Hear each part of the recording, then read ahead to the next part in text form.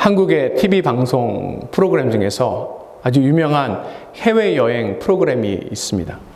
어느 날 이탈리아에 있는 로마와 바티칸에 가서 촬영을 하고 그 가운데 그 동네 시민들을 인터뷰했다라고 합니다. 촬영을 잘 마치고 이제 한국에 돌아와서 TV 프로그램을 이제 만들기 위해서 영상을 편집하고 있는 과정 가운데 있는데 어떤 어려움이 찾아왔다라고 해요. 왜냐하면 많은 시민들의 인터뷰를 땄는데 그 시민의 이름을 적어놓은 수첩을 잊어버린 것입니다. 분명히 사람들의 이름을 적어야 하는데 할 수 없어서 어떻게 하나 고민하고 있던 찰나에 이 한 PD가 이것을 곰곰이 생각하다가 한 가지 지혜가 떠올랐다고 합니다. 그래서 어차피 한국 사람들이 이탈리아 사람들 잘 모르니까 그냥 이탈리아 사람들 이름을 갖다 붙이면 되겠다라고 하고 적었다고 합니다. 그런데 이런 임기응변식 대응 방법이 문제가 됐어요. 왜냐하면 이탈리아 사람 이름 아무 이름이나 갖다 붙이는 것까지는 괜찮았는데 이 PD가 유명한 축구선수 이름을 갖다 붙였기 때문에 그렇습니다. 그러니 축구를 좋아하는 시청자들이 보고 의아해한 거예요. 뭐 한두 사람 이름이 축구선수랑 비슷하면 그럴 수도 있겠구나. 저 이름이 저 동네에서는 유행인가 보다 라고 생각할 수 있는데 그게 아니라 나오는 사람들마다 축구선수 이름이니까 이게 뭔 일인가 하고 시청자들이 항의를 하게 됐고 결국 진실이 폭로가 되어서 방송국에서는 이 일을 두고 사과를 하고 또 담당 PD는 징계를 받는 그런 일이 있었다라고 합니다. 우리 삶에 위기가 찾아올 수 있어요. 그런데 이 위기를 쉽게 이런 임기응변으로 벗어나려고 하고 그냥 지나가려고 하다 보면 오히려 더 큰 화를 불러일으키는 경우가 많다라는 것입니다.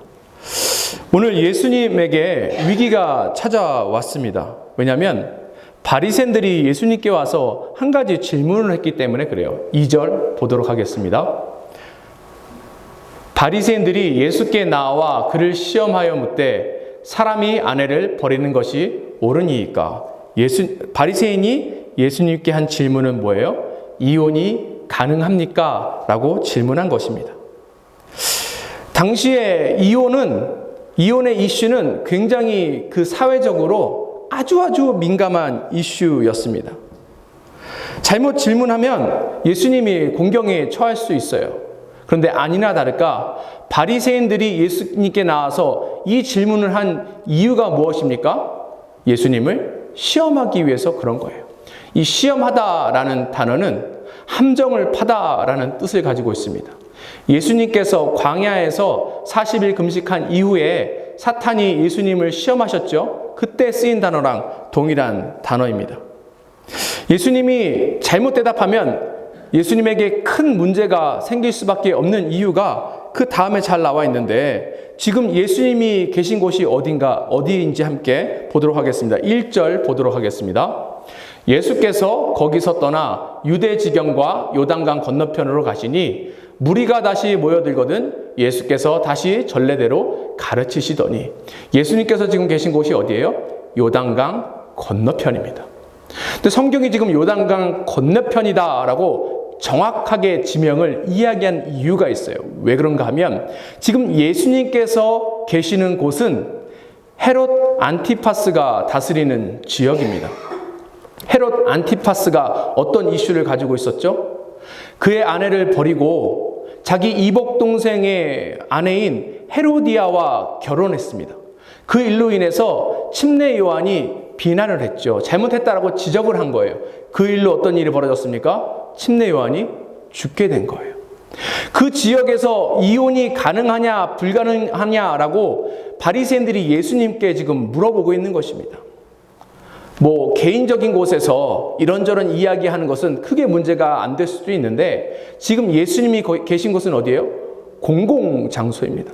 지금 퍼블릭에서 예수님의 그런 오피니언을 이야기해야 되는 과정 가운데 있는 거예요. 잘못 이야기하면 큰 어려움을 겪게 되는 것이죠. 바리새인들이 이것을 지금 노리고 있는 것입니다. 바리새인들이 생각할 때에 예수님은 침례 요한과 비슷한 신앙 색깔을 가지고 있을 거라고 생각했어요. 그래서 바리새인들이 이 질문을 하면 예수님께서 이혼은 안 된다라고 이야기하실 거예요. 그러면 그것을 가지고 헤롯에게 이야기해서 예수님도 침례 요한처럼 헤롯에 의해서 처형당하게 할 심산이었습니다. 만약에 예수님께서 가능하다라고 이야기하면 이 바리새인들이 예수님을 비난하려고 했어요. 왜냐? 침례 요한과 다른 그런 신앙 색깔을 가지고 있기 때문에 조금 리버럴한 거 아닙니까? 라고 그 이슈를 가지고 사람들에게도 이야기하고 그래서 예수님의 인기를 떨어뜨리려고 했던 것입니다. 그리고 그 당시에 이혼에 관련돼 있어도 사람들 안에서 여러 가지 그 생각이 있었습니다.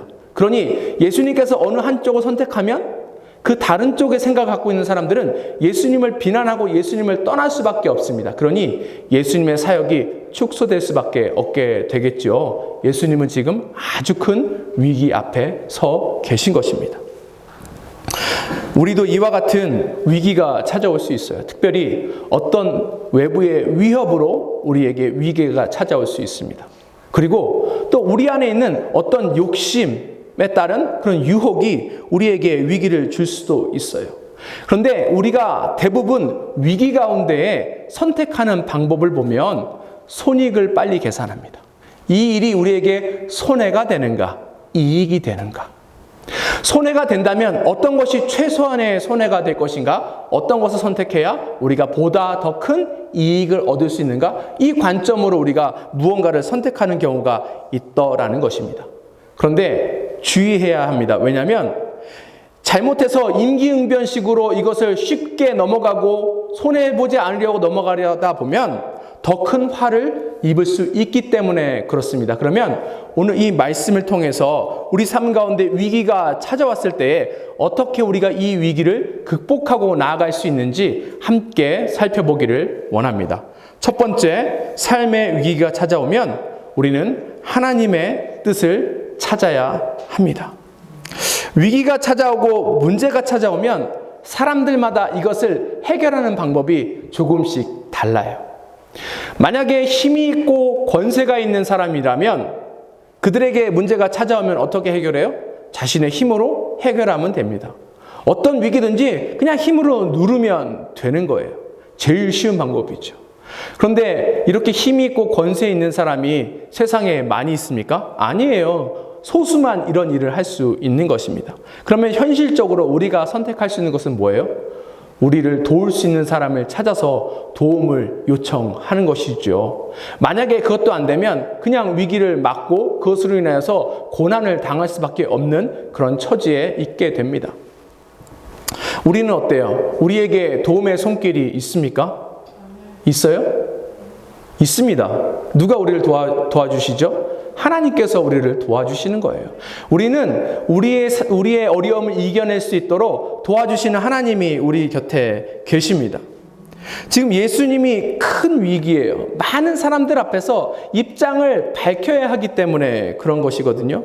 그런데 예수님께서 이것을 선택하시든지 저것을 선택하시든지 어느 쪽을 선택하시든지 간에 예수님은 타격을 입을 수밖에 없습니다.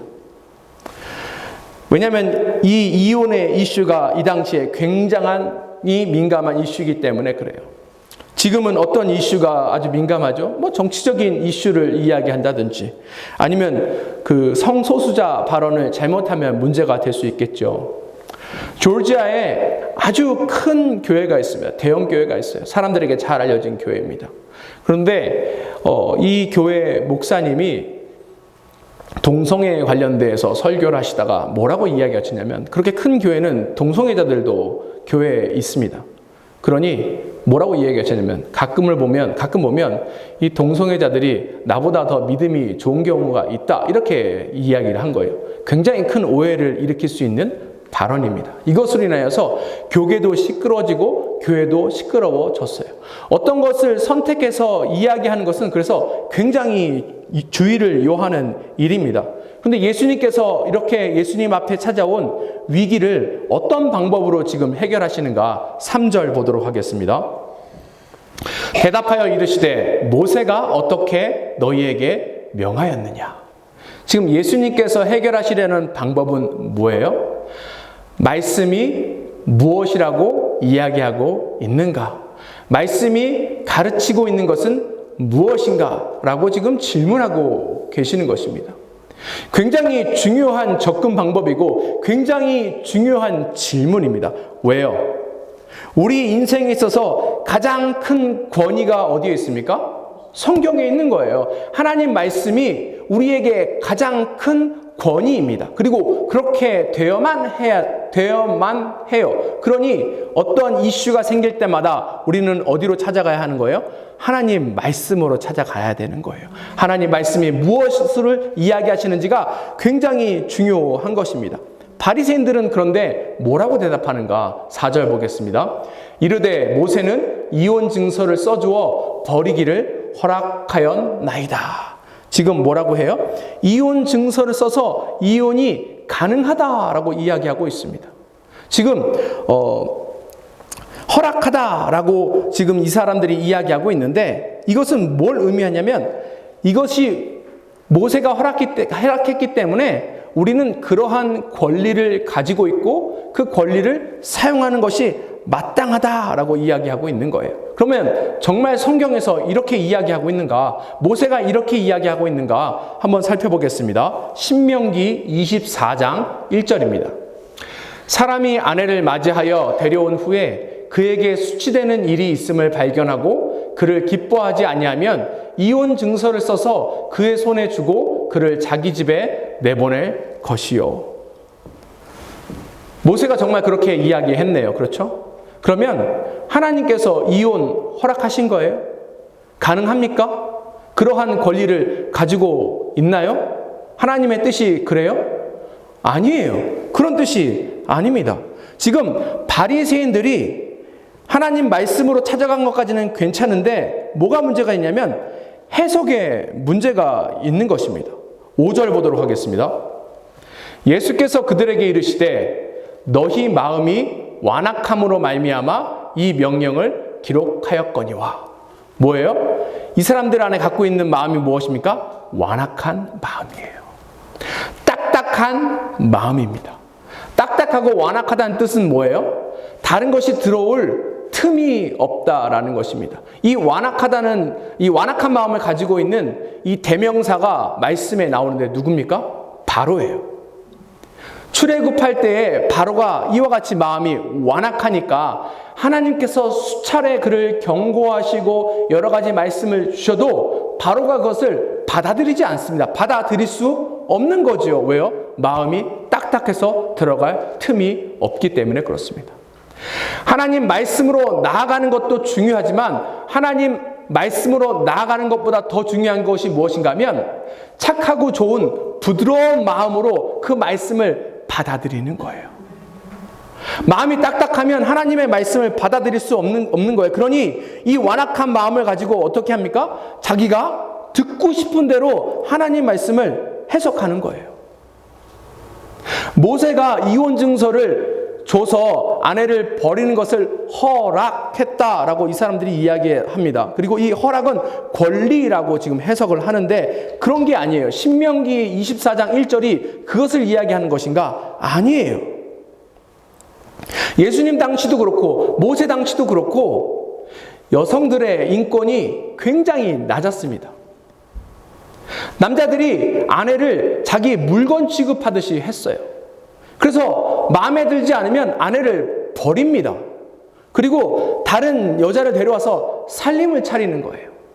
그런데 이 여자를 버렸는데 이 여자를 버렸어도 이 여자는 혼인 관계 가운데 있으니까 이 여자가 다른 사람과 결혼할 수 없습니다.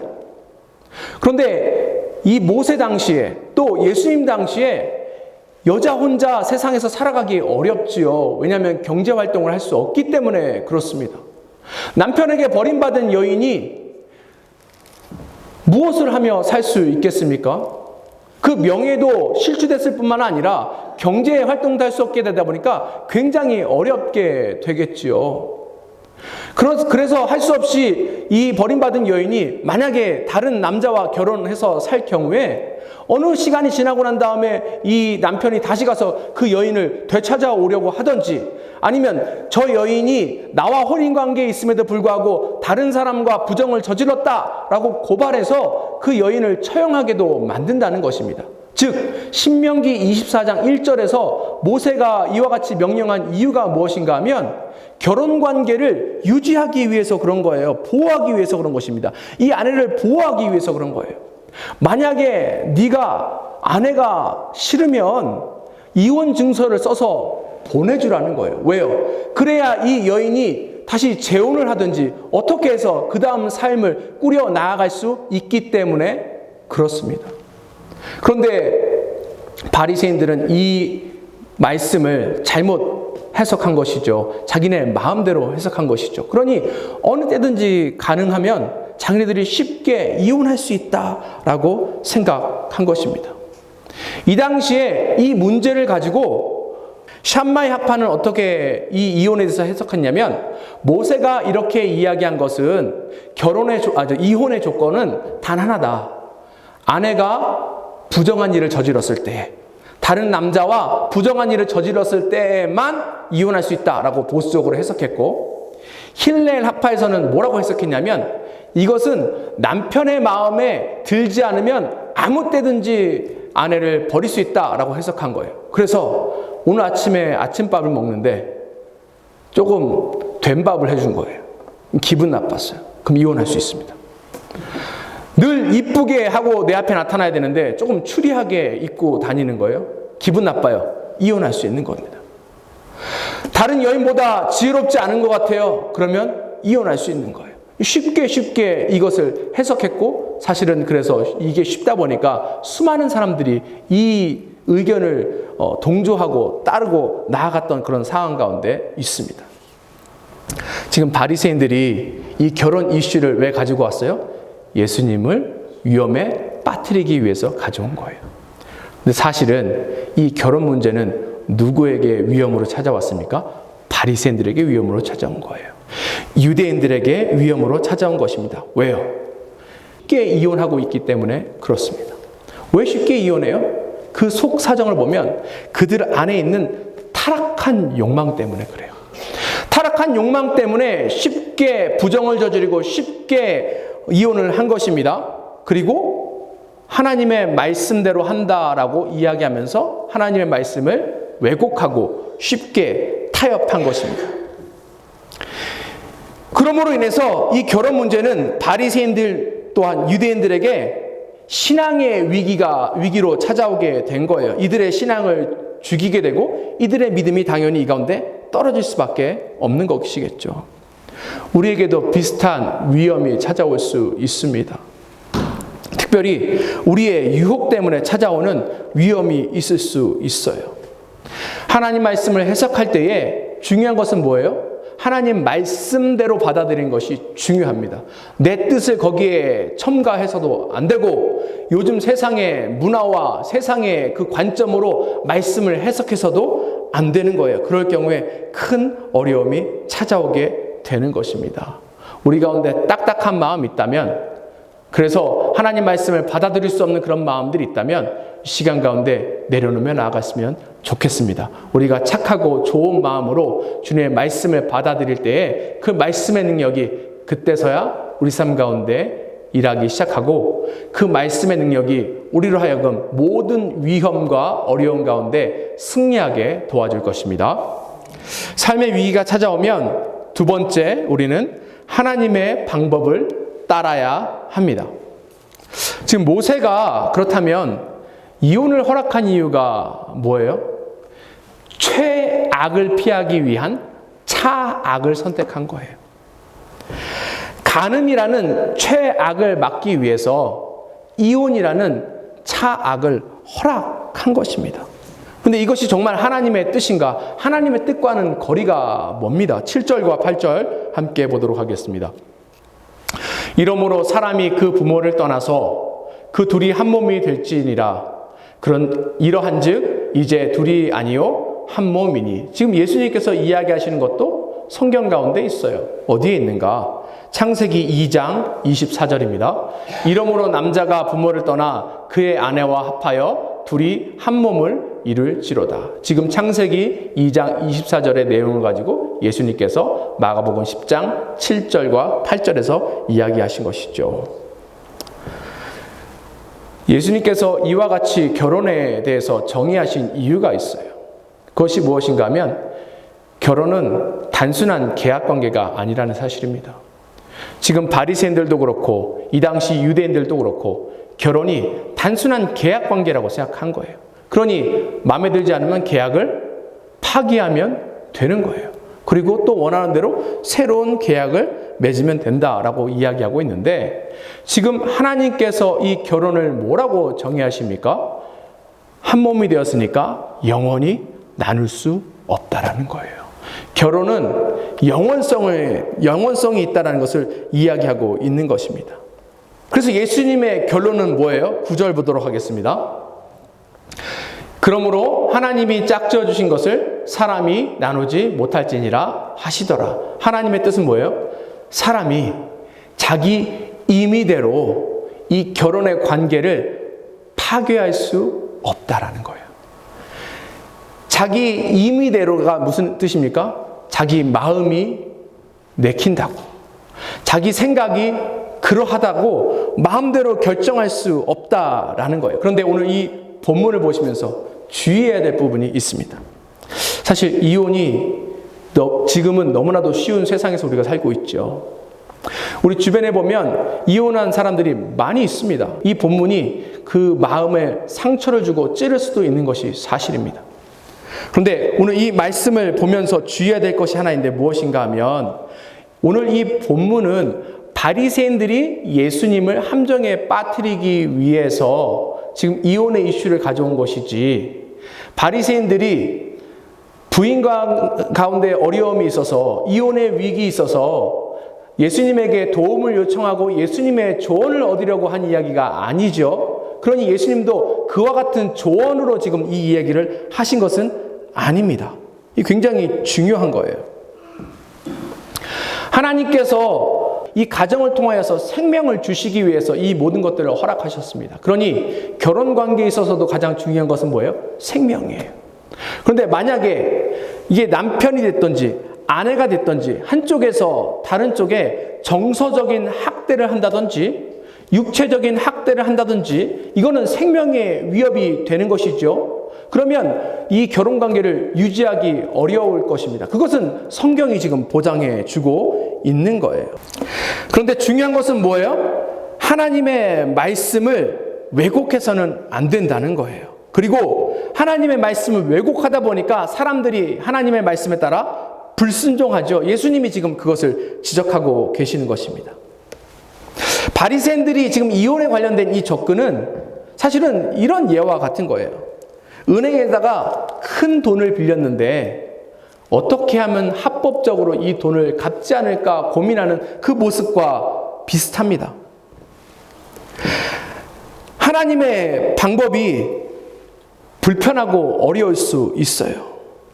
쉽지 않습니다. 그러니 사람들이 편안하게, 이 바리새인들도 그렇고 편안하게 쉽게 그렇게 신앙생활을 하길 원하고 있죠. 특별히 그 가운데에 육체의 욕망으로 이것을 접근하다 보니까 하나님 말씀을 따르기 어려운 거예요. 그러니 바리새인들에게 사실은 이 문제가 큰 위기입니다. 이 결혼 문제가 아니어도 지금 그러한 마음으로 모든 이슈를 접근하고 있기 때문에 바리새인들뿐만 아니라 이 당시 유대인들에게 큰 위기가 될 수 있는 것입니다. 하나님이 그러면 왜 이렇게 어려운 명령을 내리고 계실까요? 예수님이 결혼에 관련해서 하나님의 기준을 이야기하시니까 이 듣던 사람들뿐만 아니라 제자들도 야, 이건 어렵겠다라고 생각이 들었던 것 같습니다. 10절 함께 보도록 하겠습니다. 집에서 제자들이 다시 이 일을 물으니, 우리가 오늘 본 마가복음에서는 제자들이 왜 이렇게 질문했는지에 대한 그 동기는 나오지 않습니다. 하지만 오늘 본문과 평행 본문인 마태복음 19장 10절에서 이것을 자세하게 이야기하고 있어요. 보겠습니다. 제자들이 이르되 만일 사람이 아내에게 이같이 할진대 장가들지 않는 것이 좋겠나이다. 이게 무슨 얘기예요? 아이고 너무 이거 어려운 거 아닙니까? 라고 이야기하고 있어요. 왜요? 그 당시의 문화는 이 이혼이 너무나도 쉽기 때문에 그래요. 그냥 쉽게 하는 거예요. 모든 사람들이 다 그렇게 생각하고 그것이 당연하다고 생각했는데 그것을 지금 예수님께서는 하면 안 된다라고 이야기하니까 이거 어떻게 합니까? 이렇게 어렵고 불가능하면 차라리 결혼 안 하겠습니다. 안 하는 게 낫겠네요. 라고 지금 퉁명스럽게 예수님 앞에 이야기하고 있는 것입니다. 근데 우리가 주의해야 될 게 여기서 또 하나 있습니다. 무엇인가 하면 하나님 어떤 분이세요? 하나님 좋으신 분입니다. God is good. 그렇죠? All the time. 주일학교 가면 맨날 그런 얘기 합니다. 그렇죠? God is good. All the time. 이게 우리의 신학이 돼야 되고 이것이 우리의 신앙이 되어야 합니다. 뭐예요? 하나님은 늘 선하세요. 선하신 하나님께서 우리에게 나쁜 것, 불편한 것, 어려운 것을 주실까요? 아니에요. 하나님께서 명령하셨더라면, 하나님께서 이것을 하라라고 말씀하셨다면 그것이 비록 지키기 어렵고 힘들지 모르지만 결국 그것이 우리에게 어떻다는 거예요? 좋다라는 거예요. 선하다는 거예요. 이득이 있다는 것입니다. 유익이 있다라는 거예요.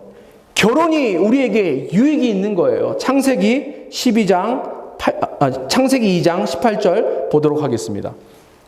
여호와 하나님이 이르시되 사람이 혼자 사는 것이 좋지 아니하니 내가 그를 위하여 돕는 배필을 지으리라 하시니라. 하나님께서 왜 결혼을 허락하셨어요? 사람이 혼자 사는 것이 좋지 않대요. 안 좋은 거예요. 혼자 사는 것은. 그러니 어떤 거예요? 함께 사는 것이 좋은 것입니다. 결혼이 유익한 거예요. 그래서 하나님께서 결혼을 허락하시고 결혼을 유지해라 라고 이야기하시는 것입니다. 그런데 아내를, 배우자를 지금 성경이 뭐라고 표현하고 있어요? 돕는 배필이다 라고 이야기하고 있습니다. 돕는 배필이에요. 우리는 너무 연약하죠. 약점도 많고 잘 못하는 것도 많습니다.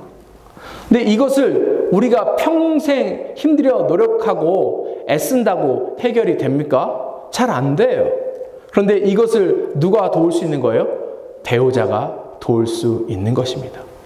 그래서 결혼 생활은 우리에게 상승 효과를 불러일으키는 거예요. 시너지 효과가 있다는 것입니다. 우리의 연약함을 보호할 수 있고 또 우리가 힘들고 어려울 때 의지도 할 수 있는 것입니다.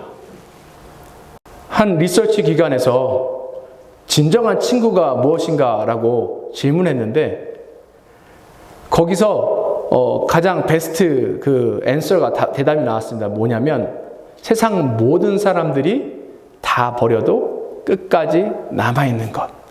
남아있는 사람. 이것이 진정한 친구라는 것입니다. 우리 배우자가 그러한 역할을 하고 있는 거예요. 그러니 결혼은 우리에게 중요한 것이고 우리가 어떠한 일이 있어도 잘 지키고 나아가야 되는 것이죠. 하나님께서 어떤 방법에 대해서 말씀하셨어요. 그러면 지키기 힘들어도 우리가 그것을 지켜야 합니다. 왜요? 어려워도 순종할 때에 하나님께서 일하시기 시작하시기 때문에 그렇습니다. 그렇다면 이 일하시는 하나님께서 우리의 위기를 극복할 수 있도록 도우실 것입니다. 삶의 위기가 찾아오면 마지막으로 우리는 빛나는 삶을 살아야 합니다. 사실 오늘 본문은 우리가 계속 몇 주 동안 살펴봤던 마가복음 9장 33절 이하의 그 본문의 연장선상에 있어요. 그 중에 마가복음 9장 35절 함께 보도록 하겠습니다. 예수께서 앉으사 12제자를 불러 이르시되 누구든지 첫째가 되고자 하면 뭇사람의 끝이 되며 뭇사람을 섬기는 자가 되어야 하리라 하시고 예수님께서 제자들에게 주셨던 레슨은 무엇이었습니까? 연약한 자, 소외받은 자, 그런 사람들을 섬기는 자가 하나님 나라에서는 가장 으뜸이 된다라고 이야기하셨죠. 이 관점으로 결혼의 문제도 봐야 한다라고 예수님께서 이야기하고 계시는 거예요. 거듭 말씀드리지만 모세 시대 때도 그랬고 예수님 시대 때도 그랬고 여성의 인권은 굉장히 낮았습니다. 바닥이었어요. 거의 물건, 자기 재산 취급을 했기 때문에 그렇습니다. 그러니 이 여인을 바라보던 태도가 어땠을까요? 예수님께서 지금 오늘 이 말씀을 통하여서 그래서 바리새인들뿐만 아니라 유대인들, 제자들에게 말씀하시고 싶은 것이 무엇인가 하면 이러한 연약한 자를 온전히 섬기는 것이 필요하다라고 이야기하고 있습니다. 오늘 11절, 12절 보시면 이것은 사실은 헤롯과 헤로디아가 한 일에 대해서 예수님께서 지적하시는 것입니다. 함께 보도록 하겠습니다. 이르시되 누구든지 그 아내를 버리고 다른 데에 장가드는 자는 본처에게 간음을 행함이요 또 아내가 남편을 버리고 다른 데로 시집가면 간음을 행함이니라.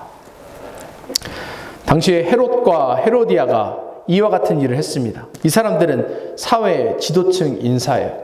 지도자가 이러한 삶을 살면 그 밑에 있는 사람들도 이것이 당연하구나라고 생각하고 배우고 따라 나아가게 되는 것입니다. 그런데 이 11절도 그렇고 12절도 그렇고 예수님께서 지금 이 헤롯과 헤로디아의 모습을 통해서 지적하시는 것이 뭐예요? 이 사람들이 이와 같이 행동했던 것은 정욕 때문에 그렇다는 거예요. 그리고 이와 같은 행동은 간음한 거다라고 이야기하고 있습니다. 정욕대로 행동하면 그 삶이 결국은 어떻게 되는가? 파멸로 이를 수밖에 없는 것입니다. 지금 헤롯도 그렇고 헤로디아도 그렇고 다른 사람 전혀 신경 쓰지 않아요. 제일 중요한 게 뭐예요? 자기의 육체의 욕망입니다. 이기적인 마음이에요. 자기 중심적인 그런 마음입니다.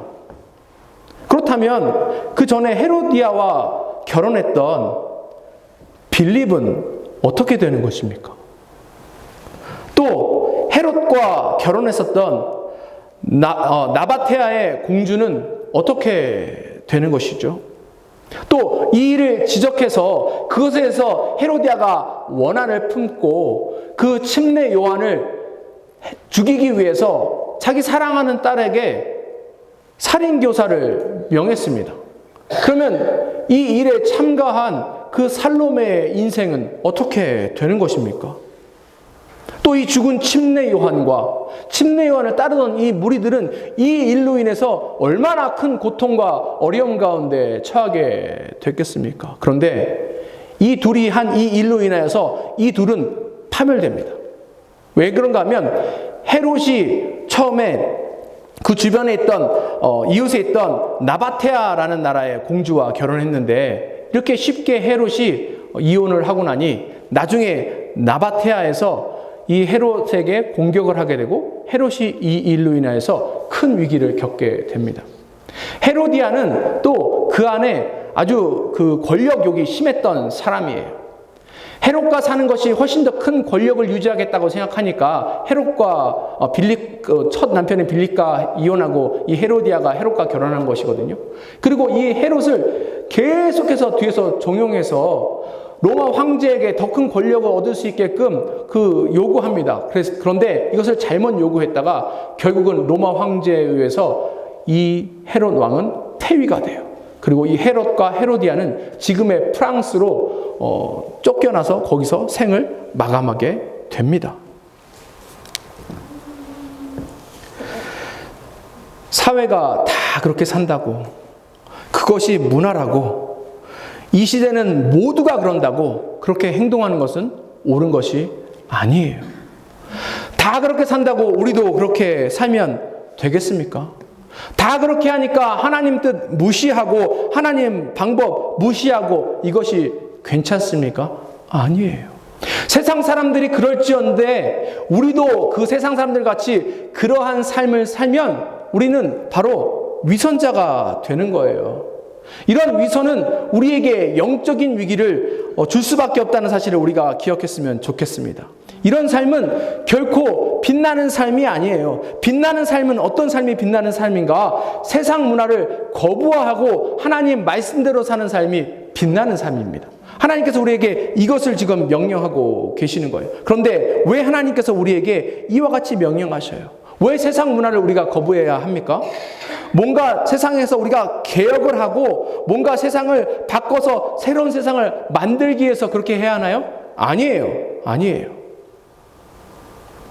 우리는 세상 가운데 어떤 것이 하나님 나라의 삶이고 어떤 것이 복음에 입각한 삶인지에 대해서 보여줘야 할 의무가 있기 때문에 그렇습니다. 복음의 공적 진리를 우리가 선포해야 돼요. 그런데 어떤 모습으로 하는가? 다른 사람을 섬기고 돕는 것으로 하는 것입니다. 오늘 이혼의 이슈가 나왔으니까 이 이슈를 통해서 보면 내 마음은, 내 욕망은 이 혼인을 파탄내고 끊고 싶고 또 상대방에게 여러 가지 귀책 사유가 있음에도 불구하고 하나님의 뜻이 어떻게 해서든지 이것을 유지하고 지탱해 나아가는 것이라 말씀하니까 이 화합을 위해서 내가 희생하는 것, 내가 섬기는 것, 이것이 바로 빛나는 인생이고 이것이 하나님께서 원하시는 인생이다라는 사실을 우리가 기억했으면 좋겠습니다. 로마에서는 딸이, 일반 평민들은 딸이 아니면 갖다 버려라, 아이를 갖다 버려라 라는 그러한 이야기가 있고 그게 유행이었다고 합니다. 왜냐하면 딸이 돈이 되고 아들은 손해가 되기 때문에 그렇다고 해요. 그래서 사람들이 사내 아이를 낳고 막 갖다 버리면 어떤 사람들이 그것을 주워다가 아이들을 주워다가 노예로 키웠다고 합니다. 그런데 초대교회 성도들은 이 아이를 데려다가 무엇을 했는가 하면 노예로 키우지 않고 자기의 친자식처럼 키웠다고 합니다. 이게 빛나는 삶이고 빛나는 인생이에요. 초대교회는 성도들이 주기적으로 금식을 했다고 합니다. 100일 동안 금식을 하고 그 돈을 모아서 어떻게 했는가? 그 당시에 로마에서 굶어 죽고 있는 10만 명을 도왔다라고 합니다. 그것 때문에 금식을 한 거예요. 이것이 바로 빛나는 인생이 되어야 할 것입니다. 우리가 하나님의 뜻대로 나아가야 돼요. 하나님의 방법대로 따르며 나아가야 돼요. 이럴 때 우리 인생이 빛나게 되는 것이고 비록 우리 삶에 위기가 찾아오지만 이 위기가 도리어 기회가 돼서 우리에게 더 큰 축복을 줄 믿습니다. 말씀을 마무리하기를 원합니다. 종종 우리 삶에 위기가 찾아오는데 이 위기가 영적 위기로 변하는 경우가 있습니다. 왜 그런가 하면 보이지 않는 곳에 여러 가지의 그 영적인 싸움이 있기 때문에 그래요. 그것이 무엇인가 하면 우리 마음속에 육체의 소욕을 따를 것인가 아니면 하나님의 뜻을 따를 것인가에 대한 그런 다툼이 있기 때문에 그렇습니다. 근데 우리 본성은 어때요? 육체의 것을 따르는 것이 본성입니다. 이건 쉽고 좋은 거예요. 그런데 하나님의 뜻을 따르려면 어때요? 불편하고 어렵게 되겠지요. 그래서 신앙생활이 어쩌면 어렵다라고 생각할 수도 있습니다. 왜요? 좋은 것은 다 못하게 하고 어려운 것만 하게 한다라고 생각할 수 있기 때문에 그렇습니다. 그래서 어떨 때는 이 신앙생활이 어쩔 수 없이 따라야 하는 불편한 것, 불쾌한 것이라고 우리가 이해할 수 있는데 그렇지 않아요. 이스라엘 역사상 가장 큰 위기가 언제였을까요? 이스라엘 역사상 가장 큰 위기는 이스라엘이 애굽에 있을 때가 아니라 애굽에서 나와서 광야 생활했을 때가 가장 큰 위기였습니다. 왜요? 돌아갈 곳이 없어요. 나아갈 곳이 있다라고 하지만 눈에 보이지 않고 손에 잡히지 않은 곳을 향해서 나아가야 하는 그때였기 때문에 그렇습니다. 그리고 그들이 지금 처해 있는 상황과 환경은 어때요? 광야다 보니까 굉장히 막막하고 황량하지요. 삶이 괴롭고 힘들고 피폐할 수밖에 없었던 것입니다. 그런데 이 역사상, 이스라엘 역사상 가장 위기였던 이 시대가 사실은 하나님을 가장 경험할 수 있는 또한 좋은 시대였다는 사실을 우리가 기억했으면 좋겠습니다. 하나님께서 이들을 어떻게 인도하셨어요? 낮에는 구름 기둥으로, 밤에는 불 기둥으로 인도하셨어요. 이것은 이스라엘로 하여금 위기 가운데 하나님이 어떻게 이들과 함께 하시고 그래서 이들이 어떻게 하나님을 쫓아야 되는지 알게 하시기 위해서 그랬던 것입니다. 이들은 이것을 통해서 하나님의 사랑을 깨달았어요. 이들을 챙기시고 보호하시고 인도하시는 그 하나님을 경험한 것이죠. 그리고 그 하나님을 기쁨으로 따를 때에 그들의 삶 가운데 충만한 은혜가 있다는 것을 또한 배울 수 있었습니다. 하나님을 따르는 것은 우리에게 그래서 큰 은혜가 있는 거예요. 기쁨으로 나아가야 합니다. 우리 앞에 어떠한 위기가 있는지 한번 살펴봤으면 좋겠습니다. 오늘 본문과 같이 결혼 생활에 문제가 있을 수도 있고 관계에 문제가 있을 수도 있고 또 다른 문제가 있을 수도 있습니다. 어떤 이슈가 우리를 힘들게 하는지 모르지만 그럼에도 불구하고 우리가 해야 될 것은 뭐예요? 이 이슈를 가지고 하나님 앞에 나아가는 것입니다. 인생의 위기는 하나님의 일하심을 경험할 수 있는 좋은 기회이고 하나님을 통하여서 우리가 기쁨을 얻을 수 있기 때문에 그렇습니다. 함께 기도하겠습니다.